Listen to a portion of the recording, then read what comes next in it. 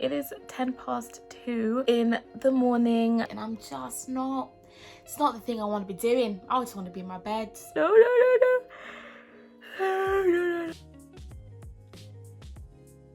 So hi everyone and welcome back to my channel. My name is V. For today's video we are going to be doing an evening routine. I don't really know what we're going to call this video, but I am preparing for my class, which will be at midnight, because obviously I'm studying abroad in the United Kingdom, but my university is in America, so I'm 5 hours ahead, and that is just the game, and we just gotta play it. The game is the game and we came to play. So my class is gonna be in about an hour and a half. It's 10:30 p.m.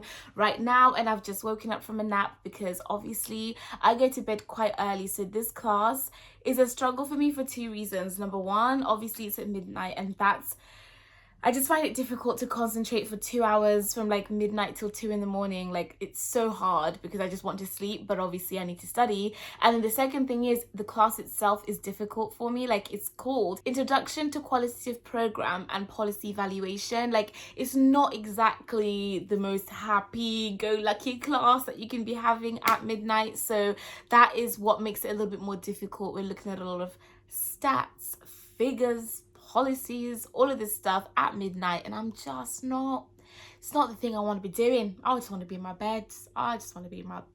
What I'm going to do now, since it's 10:30, is go and eat. Like I told you guys before, when I do have my midnight class, I like to make my day, push it a lot forward so that everything that should be happening earlier happens a little bit later, just to make me feel like I'm in a normal routine. You're in the fridge right now. Fridge. One part of me wants to be healthy and like have some melon and some apples and some pears and, you know, all that jazz. Then the other part of me is like, girl, you are staying up at midnight till 2 in the morning to go into a qualitative evaluation class. You deserve to have some chips and ribs and this pasta, garlic bread. I think I know what to do.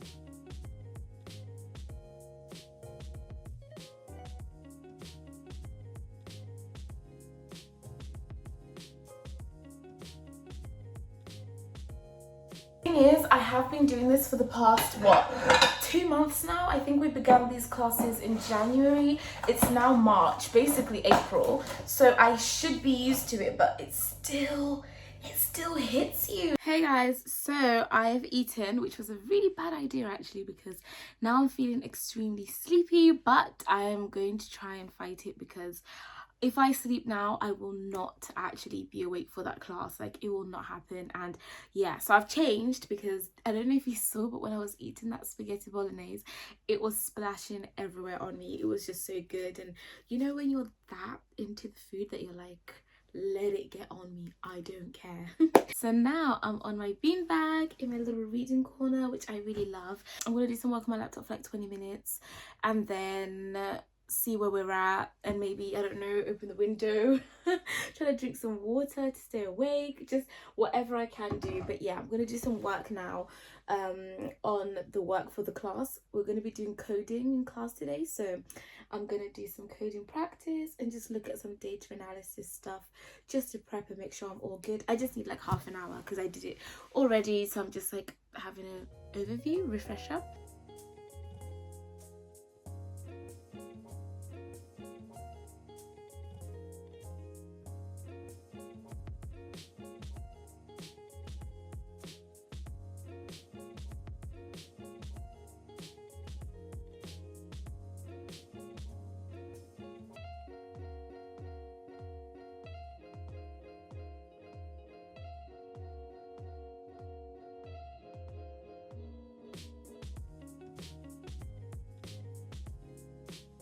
I've actually finished doing the work and I enjoyed it a lot more than I thought I would. So I was just looking at the different methods for coding qualitative data, and essentially what you want to do with qualitative data is make sure you go into as much depth as you can, but without also detracting from like the purpose of the research. Because with the difference between qualitative and quantitative data is that you're not so much dealing with numbers in the qualitative world, so you're basing it on things like contextualizing someone's past, their history, what's triggering them. So if you go into like a research into a research interview, you're not exactly just looking for numbers. You're going to talk to a person, and you could have 10 questions set, and because you've asked a question that might trigger them a different way, or maybe you trigger them because you're a man, or because you're a woman, because you're black, you're white, whatever, it will just alter the nature of your research.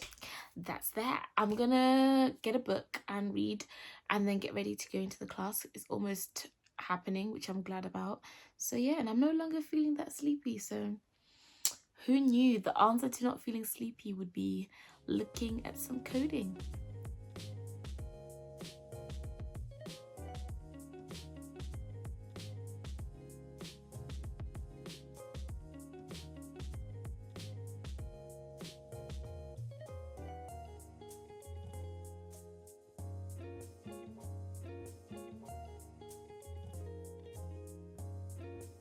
Okay guys, it is finally time for me to go to my class.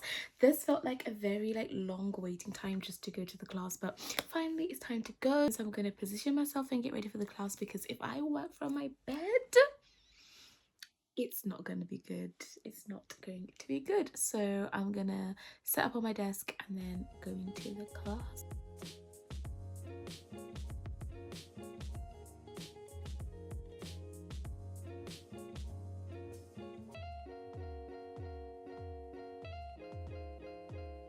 I also felt the same when we were doing our research, and for background, we are working on a diversity committee and trying to understand why the student body is really diverse but their teaching staff is not, and then obviously just trying to work around what might be their biases and all that kind of stuff. And when we're doing the research, we're asking them hey, when this diversity committee was created, what was the reason? Why was it created? It's very new. And all of them are saying, well, it's because of what was happening with the whole George Floyd stuff, and we wanted to kind of have a response to what we were witnessing happening around the world. And we said, okay, but since you've launched it, do you know what your mission statement is? Do you know why you're doing, beyond that pressure of people saying all organizations need to care about Black Lives Matter? Do you actually know why you're doing it? And it's very evident that it was mainly to do with the pressure of what was happening in the moment, and they didn't want to look like they weren't doing anything. And then when we're doing these interviews, we've got a line of questions, 10 questions that we're asking, and then the people that we're interviewing, they want to focus on something else. So I think what the professor was talking about in today's class, that you might go in with the questions you want answering, but there might be a gap or a loophole that you hadn't thought about, and that you'll hear from the participants, and they'll shape your data essentially. So I guess it's quite similar to what you're saying, that you have some shocking revelations and you're okay, we've got to go back to the drawing board and readjust, because what we had in mind is not what they're responding to.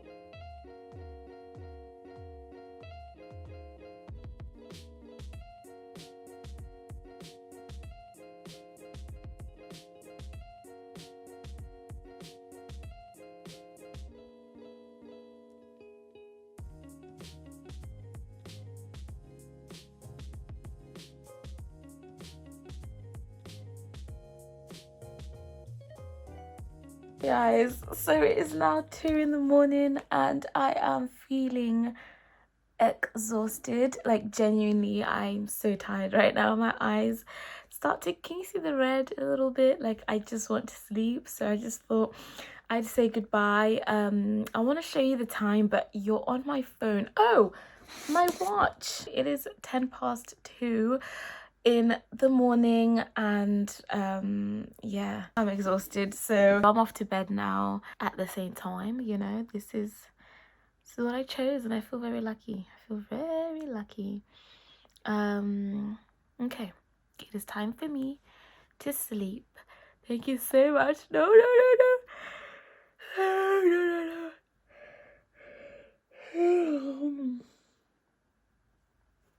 Thank you for coming to watch my vlog.